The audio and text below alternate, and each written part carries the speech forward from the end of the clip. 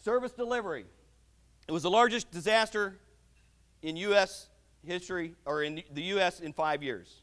The largest since Katrina.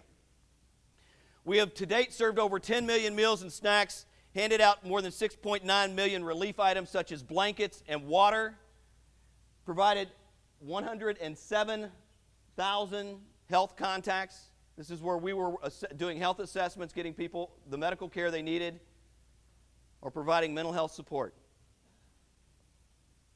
And I apologize for that last number.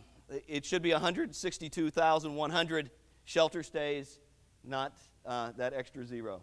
And Red Cross worked with partners to provide housing for 162,000 overnight stays. For a short period of time, we became the largest hotel in the U.S. Getting around was a significant challenge. Now, it may look different here, but you need to plan for it. What happens if the bridges go out? What happens if the roads are closed as a result of an earthquake? Something happened in New York that we didn't expect, and that was that when the tidal surge came in, it came with sand. The piles that you see on the sides of the road here, that's not snow, that's sand. We could not move our vehicles because the sand covered the roads and did not allow us to move. It was like trying to drive on a beach. It slowed our progress. It did not stop us. So getting around, what are the logistical challenges of getting to the places you need to get the job done? We had to rely on a system of bulk distribution. Oftentimes in the aftermath of a disaster, we will provide financial assistance to families so that they can go out and get what they need. In New York, when they shut down the transportation in the city, many of the communities became islands. The homes were affected, so were the businesses. The families could not go to shop somewhere because there was nowhere to shop and they had no way to get there. So we actually had to bring the supplies to the families to meet the needs. And so we assessed community by community, what are the needs in that community? Is it water? Is it food? Is it cleaning supplies? And we filled trucks with those supplies, and we drove into those communities, and we delivered them. Mobile feeding, this is the traditional way the Red Cross feeds. We drive down the street. Somebody shows up, we feed them. We drive through the affected communities. The problem we had in New York is that the affected community may be one building which went 20 stories up and housed 500 families. Our vehicles hold 300 to 500 meals per truck. We would empty a truck and not feed half a building. So we became a revolving entity. We didn't run one route. We kept running trucks into communities. And it became, our goal was to feed 200 meals, or 2 meals a day to 50 to 75,000 people. How do you do that? Well, we bring in big kitchens. This is a semi. This is kitchen. It's called the Spirit of America. And what it is it is a kitchen that can prepare 30,000 meals a day. We had 4 of these throughout New York. We were also working with caterers and other vendors. We were handing out what are meals ready to eat. We were using a combined approach in order to facilitate the feeding that was required. We had 4 of these. We would have had more, except we couldn't find a place to put them. Real estate is at a premium. When you set up an industrial kitchen that feeds 30,000 meals, you need things like water, you need electricity, you need propane. All of those were challenges for us. All of them. I'm proud to say that we overcame them. We strengthened our government partnership, and we did it in a multitude of ways. We had to find ways in negotiating with some of our government partners on how to manage the election when we had people in shelters that weren't in the communities that they resided in. We had some unique challenges with this disaster. I'm incredibly proud of my team for overcoming these challenges. This is not atypical of a scene from the beach, but what I want to point out is that pile is not a pile of rubble, it's a home. And throughout, as you look down the beach, these weren't second homes, these were primary residences on Long Island, Coney Island, Breezy Point. People lived here. That was a home before this storm passed. The strength of this storm was enormous. You may have heard about the fire that took place in a place called the Rockaways. As the water came up and it was 4 feet in the streets, there were 80 homes that burned because no one could get to them to respond to put out the fire. There were challenges like that with this storm.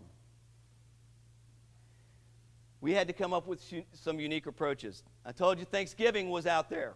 It was looming. So instead of trying to bring resources in to distribute in New York, what we did is we packed coolers in Virginia, loaded them into semis, and drove them to do distribution in New York. We were responding to New York from Boston and Philadelphia. We asked people not to come and stay, but to drive in for the day to help us to provide the services. So we had commutes coming from Philadelphia and Boston to respond in New York City. It required some unique approaches to do this. As you think about your businesses, your supply chains, as you think about what you would do to keep it going, what would be the unique approach that you would use if you couldn't do it here? Communicating, sometimes we get so wrapped up in our cell phones, in our smartphones, in our internet, and our email that we don't stop to think about the way we had to communicate in New York. Many of the systems were down when the power was down, so sometimes it just meant standing in the middle of the floor on a desk and talking out loud. Sometimes that is the most effective communication tool we have. So while it is great to have the cell phone, the smartphone, all of that, sometimes going back to the basics and just being able to talk really loud is something that works.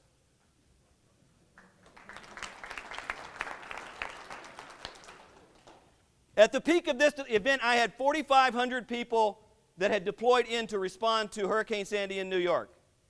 It meant putting together a leadership team that had never worked together before, but had a single objective. And the greatest and fastest way to create a cohesive team is to identify a common enemy. The storm was the enemy. My team of 40 people led that disaster. Have you identified your leadership team before the next one strikes your business? Have you talked about a succession plan in case you can't get across the bridge?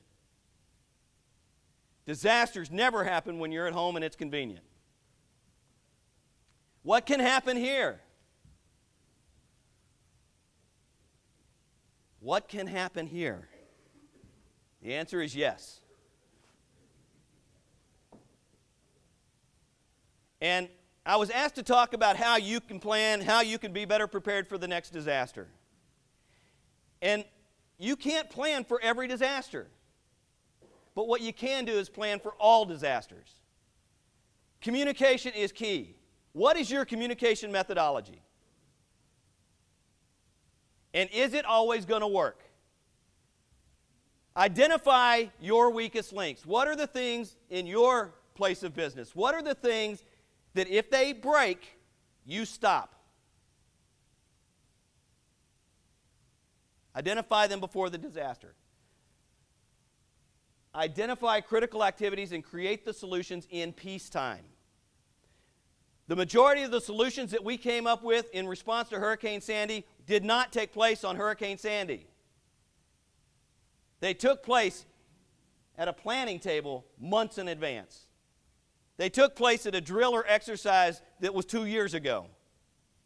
They didn't take place when we showed up on the ground in New York. What do I encourage you to do? Is to go back and with your team play a game of what if. What if we had no fuel? What if we had no electricity? What if our bank closed down? What if our internet goes out? What if? Fill in the blank. Because the what if is up to you. Identify what your critical needs are, identify what your weakest links are, and play what if with them. Come up with the solutions now. It doesn't. You can call it a disaster plan, you can call it a continuity plan, you can call it whatever you want. But it's a game of what if that will put you one step ahead when the inevitable happens.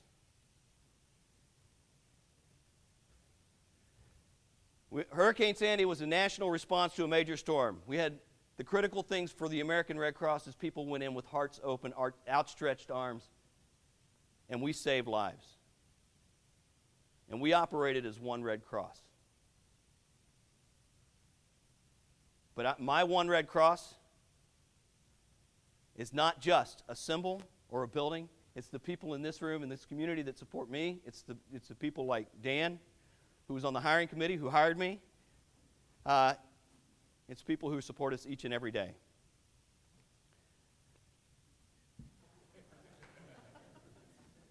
I appreciate the opportunity to be here. I appreciate the opportunity to speak to you.